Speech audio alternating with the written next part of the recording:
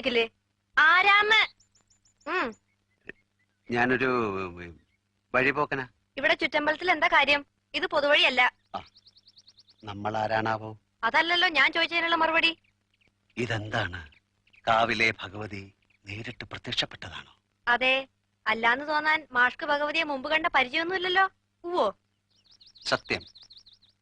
ആ ശ്രീത്വം വിളങ്ങുന്ന മുഖം, അഴിഞ്ഞു വീണ കേശഭാരം, വാക്കിലും നടപ്പിലും അനുഭവപ്പെടുന്ന ദൈവീക ഭാവം എന്നൊക്കെ പറയണെങ്കിലേ കണ്ണുപൊട്ടനായിരിക്കണം കാണുന്നവൻ.